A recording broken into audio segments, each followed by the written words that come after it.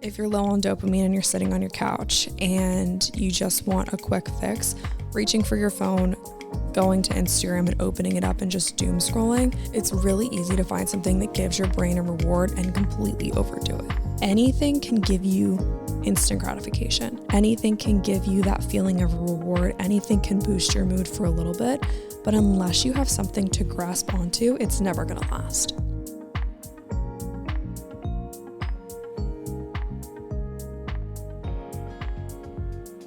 Hey guys, what's up? Welcome to or back to the show. Thank you so much for clicking on today's episode. My name is Lily, I'm your host, and today I am late to the trend, but we're talking about the dopamine menu. And this is something that I've been seeing everywhere. I figured I'd hop on the bandwagon. At first, I kind of brushed it aside because I was like, this is just another silly little goofy trend, but I actually think that it's kind of cute. So that is what we're going to be talking about today. Is the concept of a dopamine menu and how you can make one as well. So yes, I'll share a little bit about mine, but mainly I want to focus on how you can build yours as well. So we will get into all of that today. First and foremost, I guess I'll set the scene for you guys. In my living room, currently drinking a smoothie. My mom got me this protein powder. It's from a brand called Paleo Valley, and it's like a bone broth protein powder, I think. And it's good. I got the vanilla one. It's not super grainy, which I really like. So I put that in my smoothie this morning, really digging it. I'm very picky about my protein powder, and this one's really good. So if you guys have been listening to the show, you know that I've only ever talked about, I think this is the third protein powder that I've ever given a shout out to because I'm super picky about it. But it's called Paleo Valley. It comes in a blue bag and it's really good. So I did that, a bunch of frozen berries, frozen banana, an avocado, my Funk It Wellness seeds, and then just water to blend. And it was a big smoothie, like a huge one. And so I'm actually drinking the other half of it because it's currently like 12:15. I was going to go for a run, and I actually started to go for a run. And then I realized that, oh, it's really raining. Like it didn't look like it was raining when I looked out my window. But then when I actually got outside and I was almost out of my community, I was like, you know what? I don't want to do this right now. I don't want to run in the rain.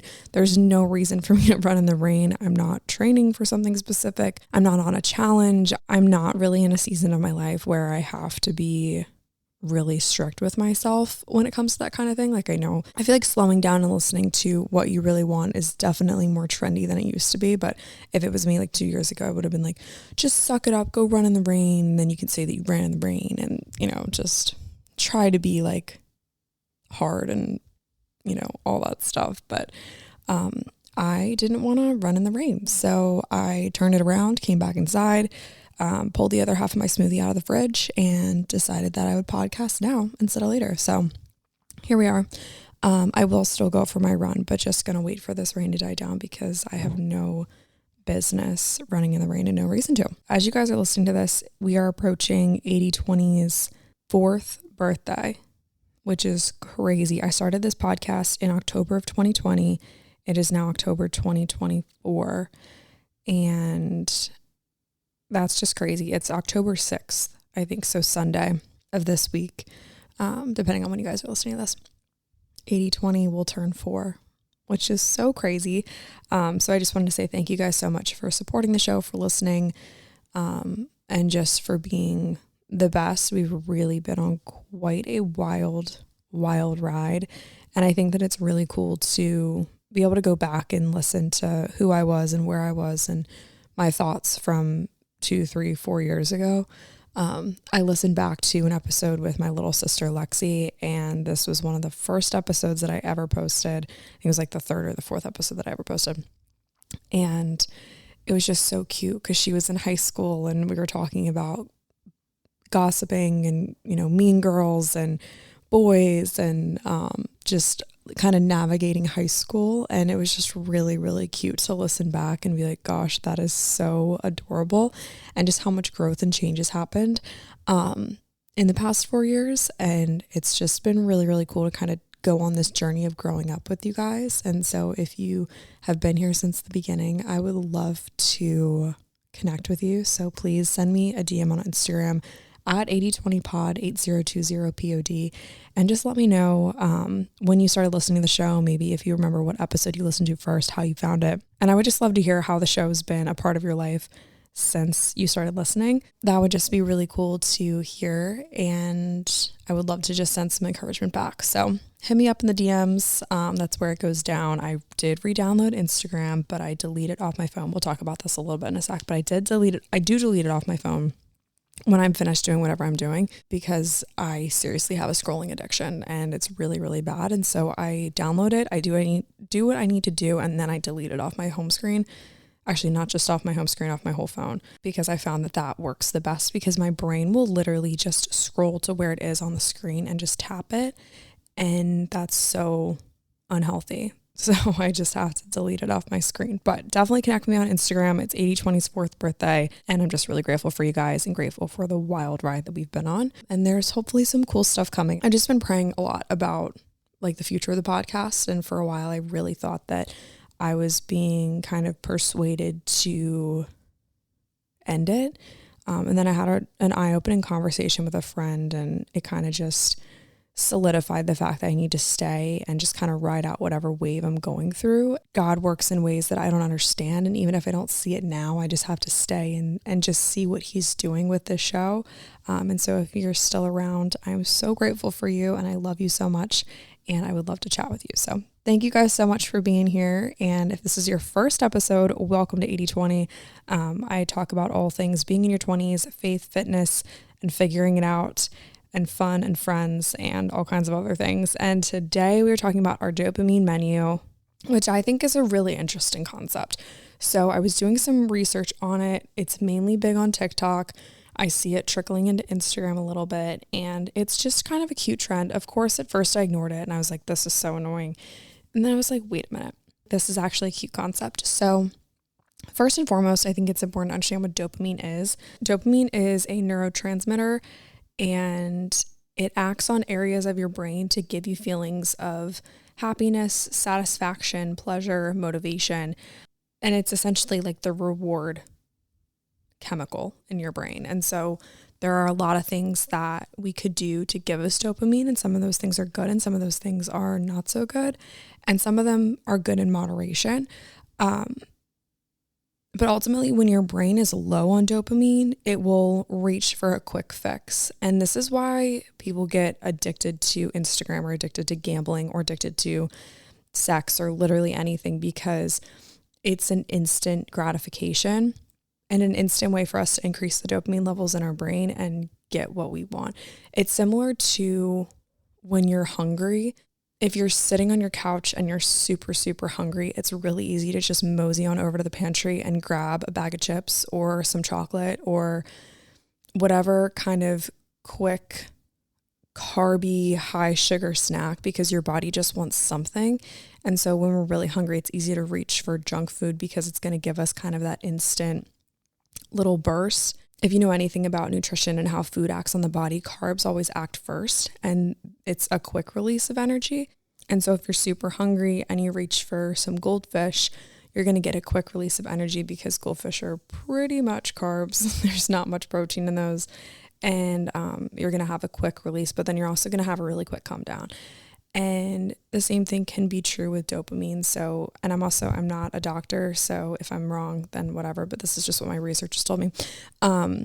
If you're low on dopamine and you're sitting on your couch and you just want a quick fix, reaching for your phone, going to Instagram and opening it up and just doom scrolling, that will release dopamine. And there's a documentary, I think it's called The Social Dilemma. And it's been a while since I watched it, but you guys definitely should go watch it. I think that it came out a couple years ago, so I'm sure that stuff has changed since then. But they essentially equated Instagram and scrolling to the same action in your brain as pulling a slot machine. When you go on Instagram and you're scrolling, your brain is just looking for that next opportunity to get some sort of reward or kind of like get what you're looking for. And sometimes I find myself going on Instagram and looking at accounts that maybe will make me feel something, whether that's like happy or sad. maybe you hop on Instagram and you want to go look and see what your ex-boyfriend is up to. So you hop on Instagram, you type in his name, and then you click on his story and you see all the things that he's up to. That's going to release something in your brain. And whether it's a reward or a negative feeling, like it's going to release something in your brain and you're going to feel something.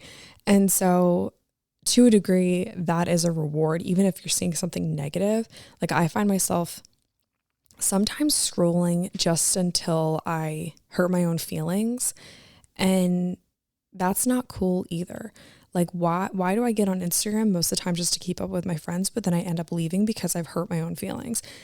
And so instead of reaching for Instagram as a quick fix, or whatever your quick fix usually is, maybe it's food. I mean, I know that we talked about hunger cues a little bit a couple minutes ago, but maybe food is your quick fix. It was for me for a long time. Like if I was really stressed, low on dopamine, I would literally just binge food until I felt so guilty that I would just like go to bed, because it was like, well, dang, I messed up my diet today. That has a whole other slew of conditions and circumstances, and I'll link those episodes in the show notes for you guys. It's really easy to find something that gives your brain a reward and completely overdo it.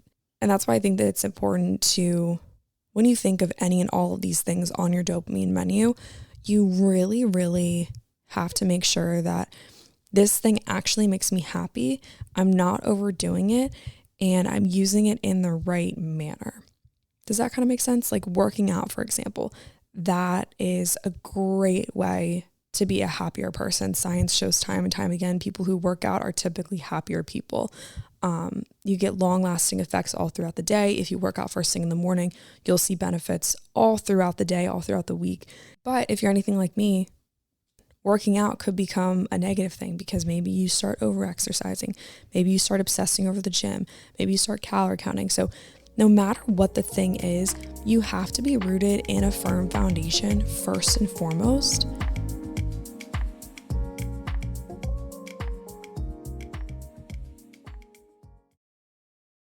So in order for any and all of these items on your dopamine menu to work, you have to first be rooted in something that's bigger than yourself.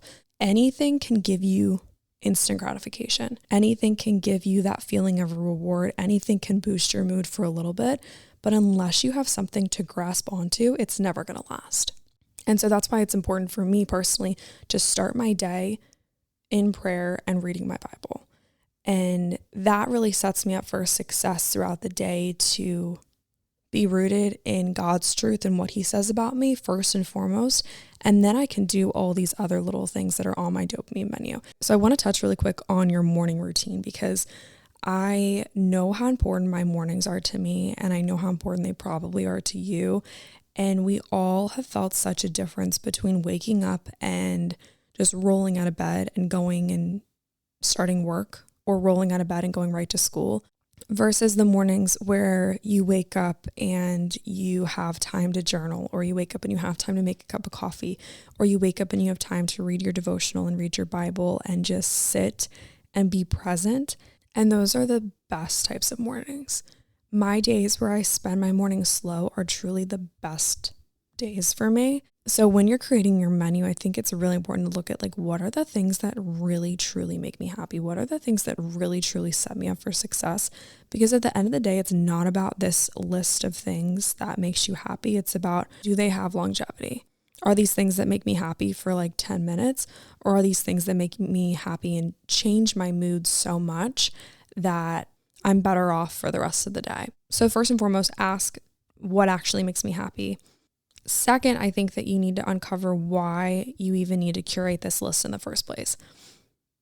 I started making this list and I kind of came to not a realization, because I know this, and if you guys listen to the show, you know that I love tangibles, and maybe just a good reminder that people need tangibles. I need tangibles. You need tangibles. We all need easy, accessible action steps that we can take to move closer towards a goal. And this is kind of why I made the switch from not really liking this trend to liking this trend, because as I dug more into it, I realized that, people are making this list because it kind of streamlines the process for you. If you're sitting on your couch and you're completely rotting and you are doing nothing today and you're starting to beat yourself up because, oh my gosh, I've done nothing today. I feel so lazy. I'm the worst. An easy out is grabbing your phone. An easy out is flipping on the TV. An easy out is texting that boy who you like and you're like, hey dude, come over. Like, and those are all easy outs, really easy outs, and almost default settings sometimes, if you will. The dopamine menu allows you to rewire the default settings to things that are actually good for you. So there are 3 categories. There are more. If you Google the trend, there are more, but I wanted to stick to 3 categories. Appetizers. This kind of like works like a restaurant menu. Appetizers are little things that don't take too long to complete. Think like a 20-minute time cap. Those are your appetizers. Entrees, these are things that have a little bit of a higher commitment, maybe a little bit longer of a timetable. These are kind of like your big, typically planned activities. Sometimes can definitely be spontaneous though, and we'll get into that. And then your side dishes are, I saw some discrepancies between what the side dishes really mean versus desserts versus like specials on the menu. So we're just sticking to side dishes. These are in addition to the entrees, maybe not a main course type of vibe. Maybe they don't take super long to complete, but they're helpful and they're not necessarily the best while you're doing them. They're not like this big burst of fun, but they're helpful in the long run. So think like type 2 fun. I think I explained that on the podcast a couple episodes ago. They're type 2 fun, which is essentially not fun while you're doing it, but fun in retrospect. So think chores, dishwasher, doing the laundry, etc. They're helpful in the long term, but not necessarily fun while you're doing it, unless you're like me where you kind of like cleaning. Like I kind of like maintaining the house. And so those types of things are going to be the side dishes. So if you guys are listening to the pod, and you want to build your dopamine menu, like as we're doing this, we can kind of make it into a little bit of an activity. So maybe you have a journal nearby, or maybe your notes app, or maybe if you're driving, just kind of come back to this episode when you're parked and you want to kind of jot some things down. But you can create 3 boxes on your page, or maybe just like 3 sections of your notes app and title them appetizers. In parentheses, you could say 20-minute time cap, little things, label it whatever you want. Entrees is your second one. These are longer. These are high commitment items. And then side dishes, think type 2 fun, helpful in the long run. Label it whatever you want. Okay. As you're creating your list, I really want you to keep coming back to the question of, does this make me happy? Not does this make Lily happy, but does this make me happy? Because I'm about to share my stuff, but my stuff might be totally different than your stuff. And so there's no reason for you to steal things from my dopamine menu if they really don't make you happy. And you guys are smart. You guys know that, but I just feel like I have to say that because the last thing I want is for you guys to listen to this and be like, wow, those are really great ideas. Let me try them all. And you try all my things and you're like, wow, this really is not fun. And what's fun for me might not be fun for you, and vice versa. Like I'm such a homebody, like my idea of fun sometimes is like creating a new website for like a business that I'm never going to start. Like that's kind of fun for me sometimes. And whereas for you, you might really love getting out of the house and doing things. So anyway, just keep that in mind as you guys listen to this. Just keep that in mind that I'm kind of a homebody. And that might not be for you. So let's jump in, shall we? My dopamine menu, here we go. Appetizers, 20-minute time cap, little things that don't take too long, low commitment activities. My first item on this list is pausing for a second to just take a deep breath and say a prayer. And this is first on my list because oftentimes when I'm overwhelmed, when I'm stressed, when I have a lot on my plate, my go-to method of coping is getting really angry and just like spiraling. And then that leads to just me being out of control of my mood, out of control of my words, out of control of my actions. And I've really started to work hard to undo that default setting. I try really hard to just pause, close my eyes, take some deep breaths. I love the 4x4 method, box breathing. Inhale for 4, hold at the top for 4, exhale for 4, hold at the bottom for 4. I love doing that. And then I just say a prayer. I love Psalm 46:10, be still and know I am God. And so I just have that one. I want to get that tattooed on me somewhere. That's a story for a different time. Be still and know. And so nothing good ever comes rushed. And so as you move throughout this menu, remember that nothing good ever comes out of thrashing around. Nothing good ever comes out of something being rushed. So before I jump into trying to solve my problems, I'm trying to increase my dopamine, I just invite God to come in and work in my heart, work in this moment, because ultimately He's the provider. He's the true source of joy. And I can go through this list over and over and over and over again, but everything's going to be fleeting eventually. So yes, these things are good, but He's the ultimate source of joy, the ultimate source of happiness. So my first step always, always, always is going to be pause, take a deep breath, invite Him into the situation.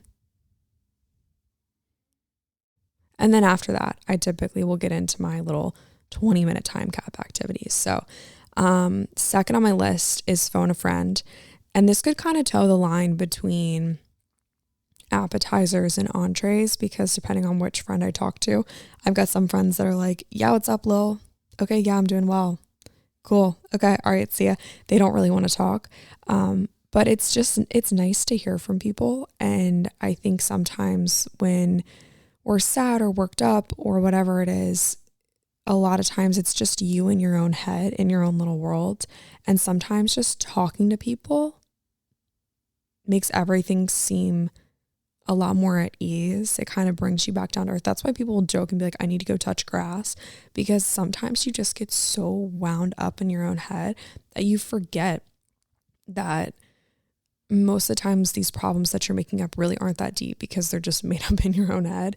And that's not to say that your problems aren't important or real or anything like that, but we work ourselves up. At least I work myself up so much in my own head that I forget that A, God's got it. It's completely out of my control and in His control, and I ultimately just have to surrender. And B, people have my back.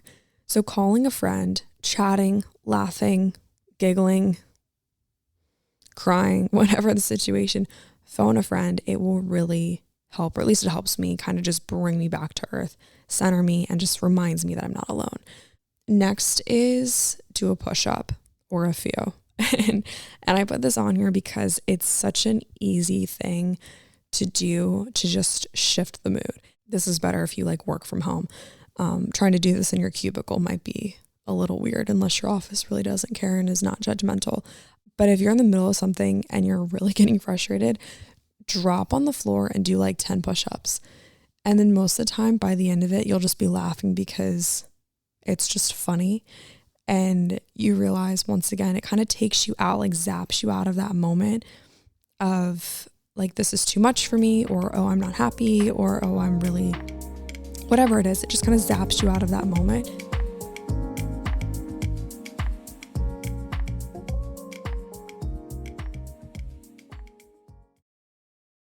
Next is to go for a walk. We kind of talked about touching grass.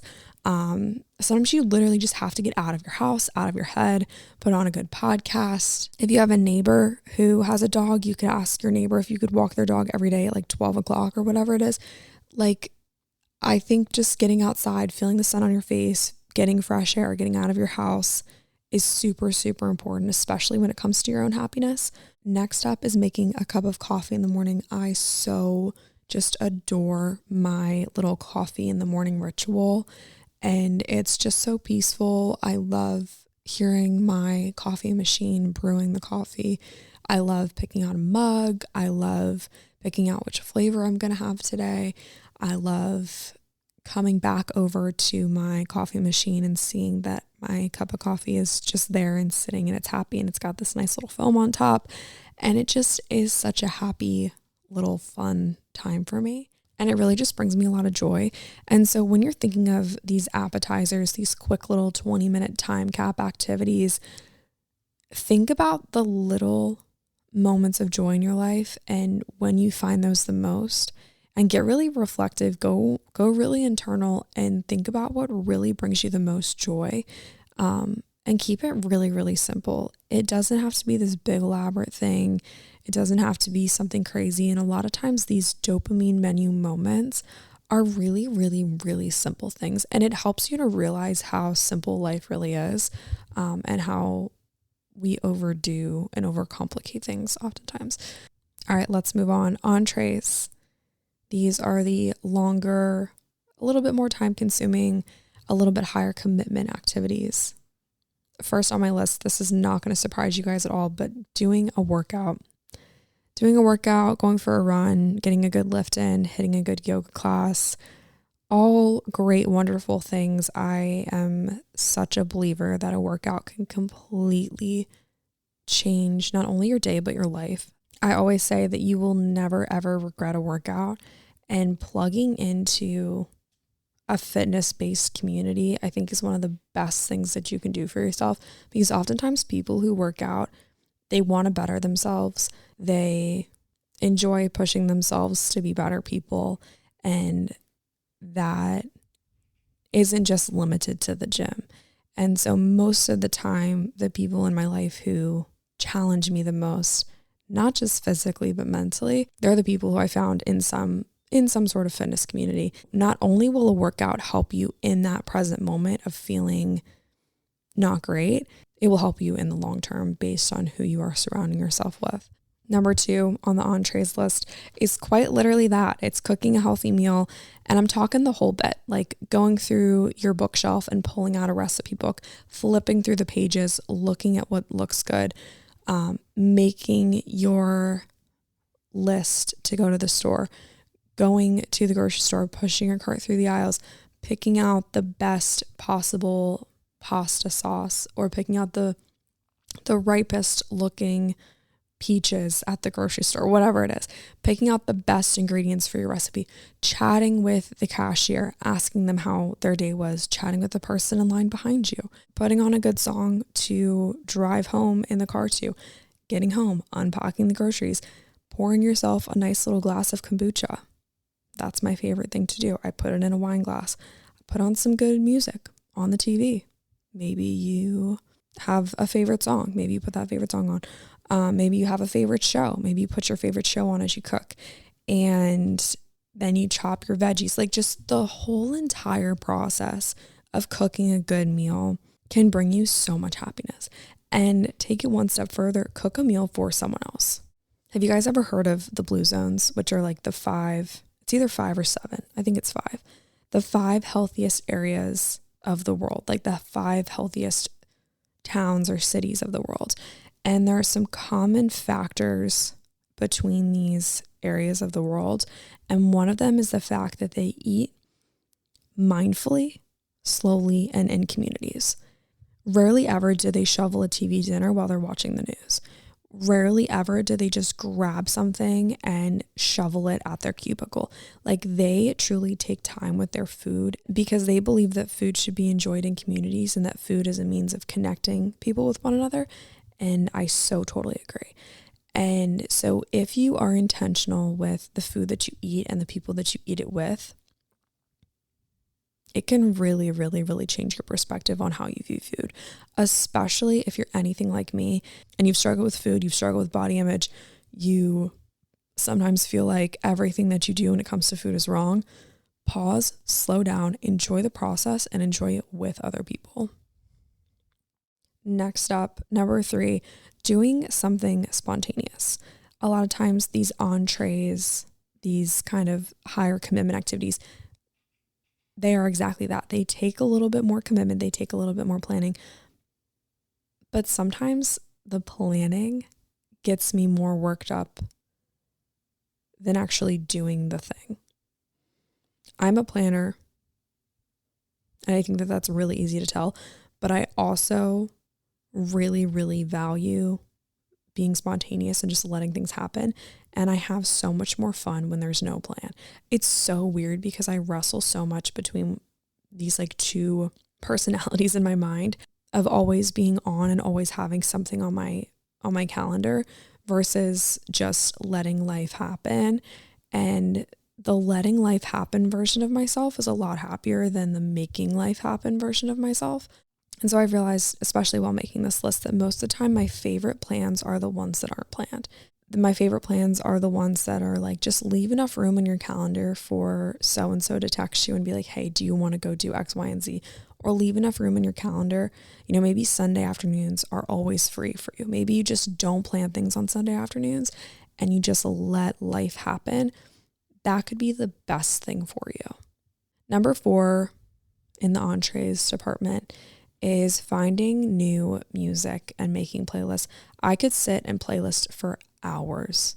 You guys, I feel like sometimes I live on Spotify, and I could just sit there and preview songs and find new artists and just playlist my little heart out. I could be so happy just doing that for the rest of my life.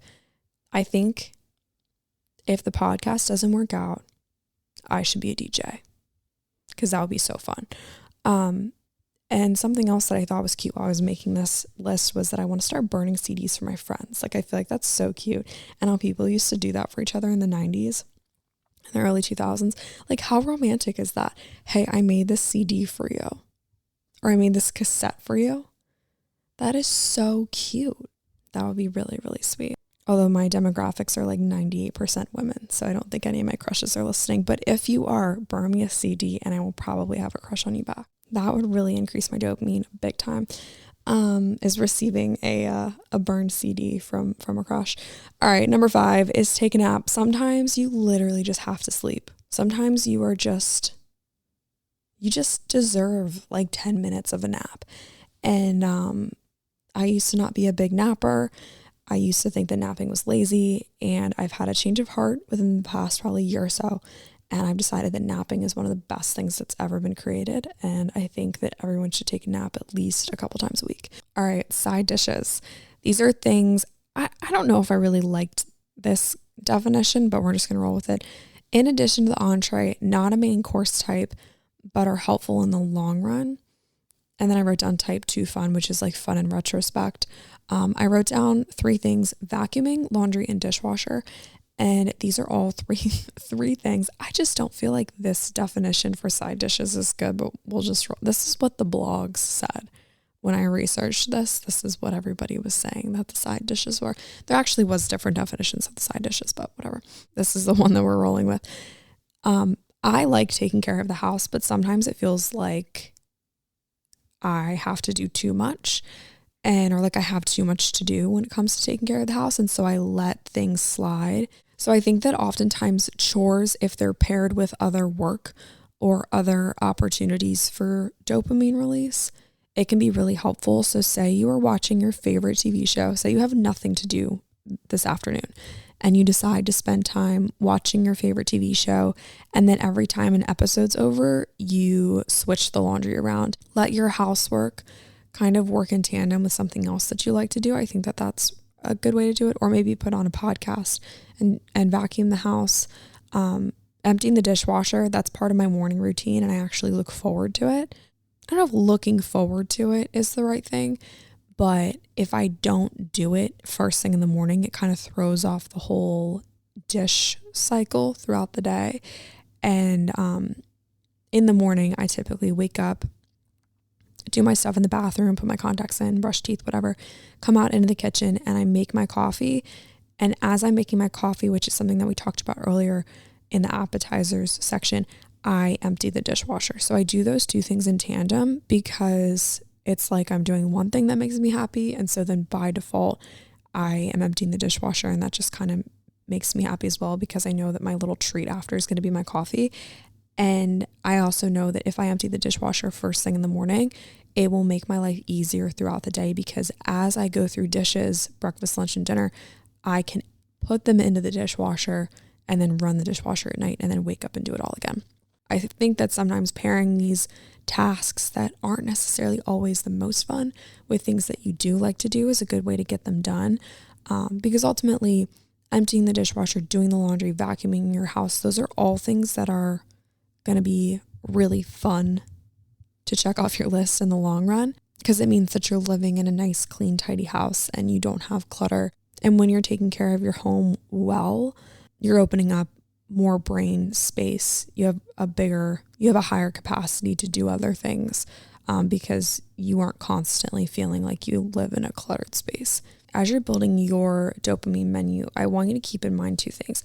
Does this task, this method, this activity actually make me happy? And then I want you to ask yourself, does it make you feel like you've accomplished something? If the answer is yes, then continue doing it. If the answer is no, then find something else. And just remember that no matter how many lists you make, no matter how many activities you participate in, no matter how many dopamine menus you go through, it's so, so important to remember how fleeting the gratification can be. And even if you hit a really good workout and you hop in your car and head home, scientifically, that good feeling from the workout should stay. It should stay throughout the day. But I know for me, sometimes I would leave a workout, the old me, I would leave a workout and feel like I didn't do enough. Or I'd leave a workout feeling worse than I did when I walked in because I'm not sure if that workout targeted the right areas and I'm not sure if it burned enough calories. And so no matter what you do, you have to have a firm foundation of faith that God's got you through all of these things. No matter what's on your menu, no matter what fits your lifestyle, no matter what season of life you're in, no matter what you need, God's got you through all of it. He has to be your main center for joy, your main source of joy, your firm foundation, because living a self-centered life makes you feel really, really insufficient. If all you're focused on is how can I make myself happy? How can I make myself feel like I have some sort of reward going on in my brain? That can be really depleting because you're constantly just chasing the next thing. And so while the tasks and the personal development and the character development and the workouts and everything, it's so, so, so good for you. No doubt about it. It's so good for you. I really encourage you to start your day in the Word and start your day with prayer and let that be your first source of joy, and then let everything else throughout the day kind of just fall into place. Thank you guys so much for listening to today's episode. I really hope that you enjoyed it. If you did, please be sure to give it a rating and a review. That just helps more people find and listen to the show. If you guys want to see more from me, you can follow me on Instagram. Both of those accounts will be linked in the show notes. I love you guys so, so much. I hope that you have a great rest of your week, and I'll talk to you soon.